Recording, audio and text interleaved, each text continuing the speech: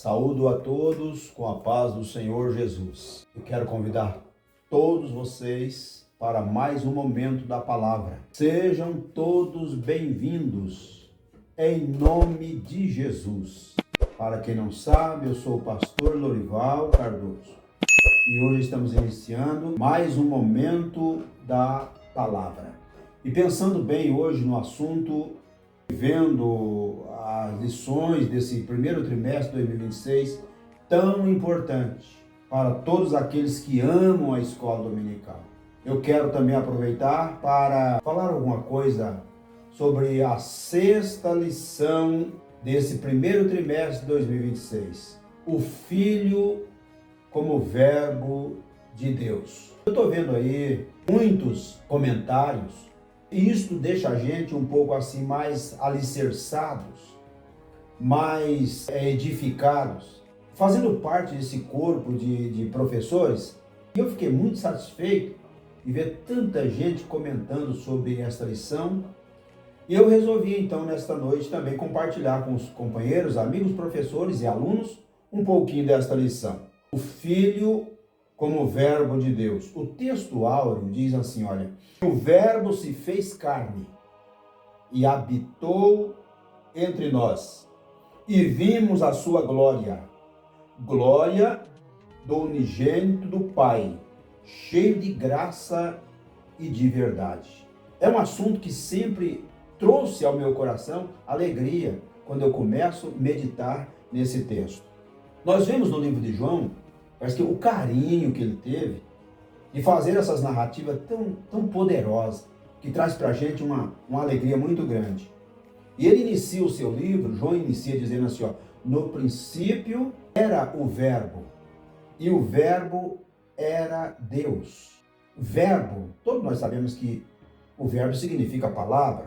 João parece que ele estava falando de algo que no futuro todos nós conheceríamos, como se fosse uma preparação. A introdução da nossa lição, ela diz assim, o prólogo do Evangelho de João apresenta o Verbo eterno como Deus Criador e Revelador. Ao olhar para a palavra prólogo, o que a gente entende por prólogo? A prólogo é uma sessão introdutória de uma obra literária que anteceda a narrativa principal, servindo para contextualizar o leitor, apresentar o cenário, personagem e outras pessoas que faz parte, que vão ajudar naquela cena. João estava dizendo assim: eu vos batizo com água, mas após mim vem um que vos batizará com o Espírito Santo e com fogo. E ele dizia assim, olha, o qual eu não sou digno de desatar as suas alpacas. João estava dizendo assim, olha, ele é o verdadeiro, ele é o criador de todas as coisas. João estava preparando e dizendo assim, olha, ele veio, ele vai chegar e vai trazer com ele algo que mudará o mundo. Eu até acho interessante quando Simeão estava no templo apresentando o menino, ele dizia, agora despede o teu servo em paz. Porque os olhos de Simeão já tinham visto tudo o que ele desejava. Esta lição que veio, ou que nesse primeiro trimestre de 2026, trouxe para cada um de nós algo muito precioso. Qual era o prólogo de João? O que ele estava dizendo? O verso de número 3. O Verbo se fez carne. E João disse, habitou entre nós. Eu entendo que o habitar entre nós está dizendo de uma pessoa que ficou da mesma altura do ser humano. O habitar de Deus com o homem. No primeiro tópico está assim, o Verbo como Deus eterno. O Verbo preexistente. Vamos falar um pouquinho sobre essa preexistência. O termo preexistir refere-se a algo que já existia antes de tudo. Quando Deus pede para Moisés ir ao Egito, Moisés questiona Deus dizendo assim, quando eu chegar lá e o povo perguntar, quem foi que te mandou aqui? O que eu vou dizer? Deus orientou ele dizendo, diga assim, eu sou o que sou. Deus agora dá a ele a saída. Fala que eu sou o que sou, me enviou agora. Pronto, acabou. Antes de tudo, Deus já existia. É lógico que estas lições têm trazido para muitas pessoas uma certa discussão com respeito à Trindade. Essa preexistência indica que ele sempre foi e sempre será o primeiro e o último. Em Hebreus capítulo 13, verso 8, se não me falha a memória, a Bíblia diz assim, ó, Jesus Cristo é o mesmo ontem, hoje e é eternamente o mesmo. A gente percebe que não há dificuldade em entender a união do Pai, o Filho e o Espírito Santo. Agora, olhando para o verbo, o que é o verbo? O verbo simplesmente é uma palavra que exprime uma ação. Por exemplo, quando Jesus chegou lá no deserto, ele olhou aquela multidão e disse aos discípulos, dai de comer a eles. Os discípulos disseram assim, mestre, não tem aqui pão, não tem nada, o lugar é deserto, a hora já é avançada. Ele diz, mas dai de comer. De repente aparece alguém com 5 pães e 2 peixinhos. O que é que Jesus fez? Do verbo saiu ação. Ele pegou o pão, o peixe, abençoou, deu graça e disse, manda todos sentar e pode servir todos eles. O que é isso? Da palavra, do verbo, saiu ação, atitude. Eu acho interessante a maneira como Deus trabalha para suprir as nossas necessidades. Em momento tão difícil, o verbo aparece para suprir as nossas necessidades. Outra coisa interessante que a gente observa também é o verbo como pessoa distinta. João capítulo 1, o verso 1, no princípio era o verbo e o verbo era Deus. Isto fala de uma união entre ele, o Pai e o Espírito Santo. Ele aparece como agente da criação. Gênesis capítulo 1, verso 1, a Bíblia diz, no princípio criou Deus o céu e a terra. No Antigo Testamento está essa referência no livro de Gênesis, capítulo 1, verso 1. No Novo Testamento, João diz no capítulo 1 e o verso 3, todas as coisas foram feitas ou criadas por ele. Tudo que temos hoje foi criado por ele. Foi ele quem fez. Não há nada sobre a terra que não foi ele quem fez. E às vezes o homem olha para a criação de Deus e quer pegar para ele. Às vezes a igreja, alguém quer também mandar, ser dono da igreja. E Jesus observou bem isso e disse, edificarei a minha igreja e as portas do inferno não prevalecerá contra ela.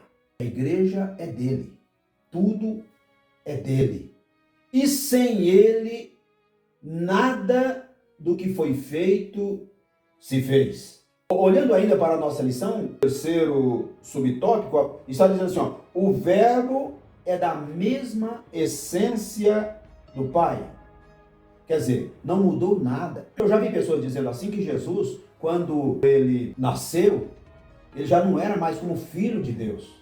Isso é um erro muito gigantesco de pessoas pensarem assim. Porque ele sempre foi e sempre será o Filho de Deus. É lógico que no Velho Testamento você vai observar que ele não aparece como homem, como um corpo humano. Lógico que a gente entende que ele agiu em forma teofânica. Por exemplo, quando Josué está numa grande batalha, aparece para ele um ser muito forte e ele chega perto dele e faz uma pergunta. Você é dos nossos ou dos nossos inimigos? E aquele homem diz para Josué, não, mas vim agora como príncipe do exército celestial. Então você veja que ele não aparece lá como um recém-nascido, mas ele aparece como um servo, ajudando também o povo de Deus na batalha. Se você olhar para o livro de Juízes, não me foge de memória, quando ele aparece a Manoá, para falar para eles como eles vão fazer para criar o menino, criar Sansão, quando ele faz a pergunta, qual é o teu nome? Ele diz, por que você pergunta pelo meu nome, se é maravilhoso? E Isaías confirma isso no capítulo 9, verso 6, ou capítulo 6, verso 9, me foge de memória, está dizendo assim, porque um menino nos nasceu, e um filho se nos deu, e o principado está sobre os seus ombros. Seu nome será maravilhoso, conselheiro, Deus forte, Pai da eternidade e príncipe da paz. Notem bem que ele nunca deixou de ser Deus, ele nunca deixou de ser filho. Aliás, a Bíblia diz assim que ele não teve por usurpação querer ser igual a Deus, mas se humilhou. Ele desceu às partes mais baixas da terra. Sofreu uma morte de cruz, as maiores humilhações, mas deixou para mim e para você uma porta aberta. Glória a Deus. Então, prezado amigo, isso é interessante quando a gente começa a olhar para as Escrituras Sagradas e começa a perceber estas verdades que não tem jeito de dizer que são mentiras. O Verbo é a verdadeira revelação do Pai. João disse, o Verbo se fez carne. Ficou do tamanho do homem, do jeito do homem, parecendo com o homem. Só para a questão de uma obediência, para fazer eu e você encontrar a porta. E ele é a porta. Eu admiro muito o Evangelho de João. Parece que teve mais cuidado de falar sobre Jesus com tanta profundidade. E para concluir este pensamento, Jesus Cristo é o Deus unigênito, único. Não há outro além dele.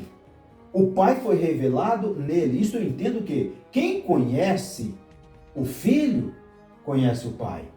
E Jesus disse assim, olha, ninguém vem ao Pai a não ser por mim. E isso faz eu e você entender que sem Ele, nós não conseguiremos levar a palavra para um mundo que está em trevas. Jesus disse, eu sou a luz do mundo. Quem me segue não andará em trevas, mas terá a luz da vida. Então isso faz nós entendermos que o mundo habita em trevas. Mas eu e você somos luz. E entendemos que o Filho veio para trazer luz para mim e para você. Até o próprio Jesus chegou a dizer que vós sois a luz do mundo e o sal da terra. Se eu e você somos o sal da terra, o que devemos fazer então? Levar esta palavra que controla, que segura um mundo que poderia já ter desabado há tempo.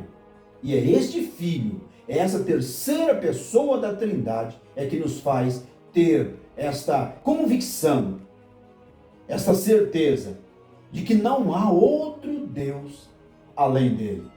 Quero agradecer a todos vocês que irão assistir, que irão ver este vídeo.